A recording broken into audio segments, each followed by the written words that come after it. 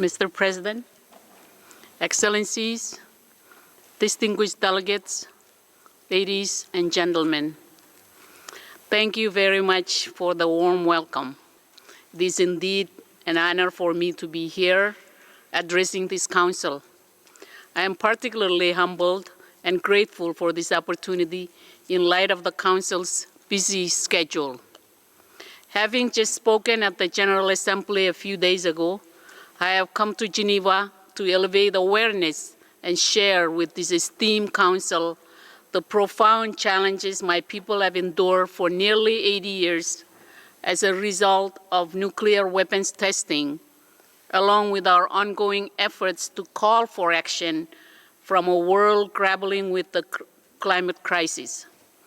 In this critical year, we need to agree on an ambitious new climate finance goal in the UNFCCC that will provide the grant-based adaptation funding we require, and we need the G20 to step up with the new nationally determined contributions that will urgently transition us away from the production and consumption of fossil fuels in line with the 1.5-degree trajectory.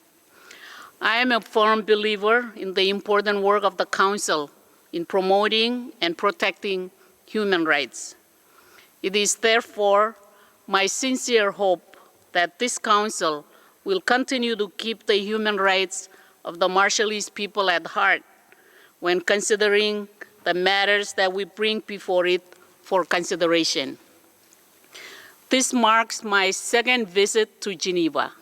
The last time I visited was in 2019 to officially open our permanent mission, which also happens to be the same year during which the Marshall Islands was elected as a member of this council for the 2020-2022 term.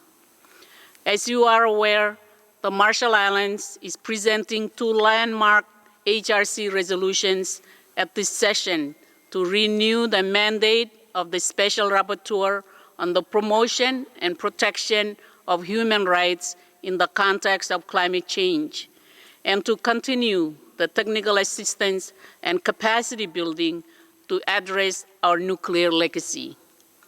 In presenting the resolution on the mandate of the Special Rapporteur on climate change, the Marshall Islands is joined by a cross-regional core group comprised of the Bahamas, the European Union, Fiji, Panama, Paraguay, and Sudan. This cross-regionality signals the reality that climate change affects us all. In the Marshall Islands case, climate change continues to pose a profound threat to our livelihoods, freshwater resources, and cultural heritage, while intensifying the risks of natural disasters and displacement. It must be considered and studied to ensure that solutions and redress are anchored in human rights.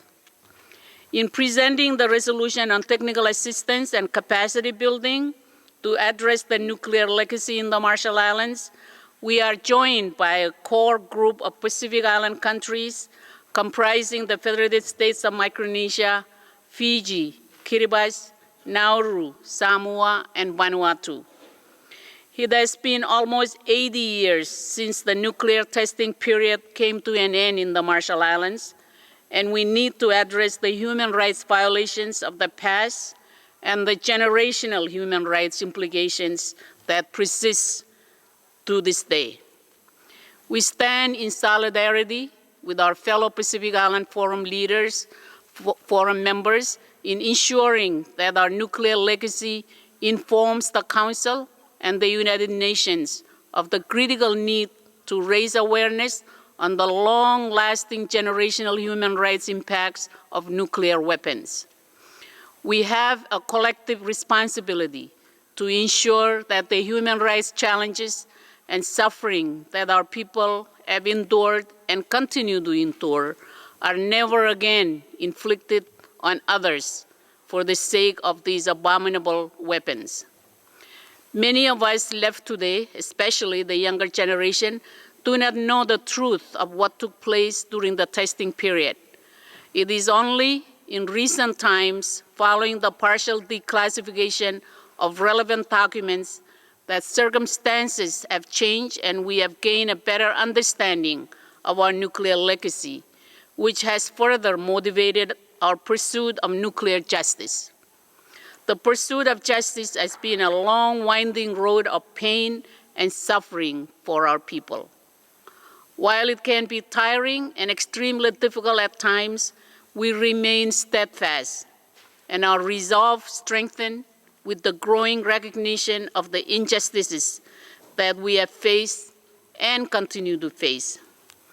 We will continue to seek justice, accountability, and redress for the human rights violations that occurred during the testing period. Our humanity must be recognized, and our ability to build a better future must be guaranteed. In order for that to be achieved, our story must continue to be shared to let the world know the truth.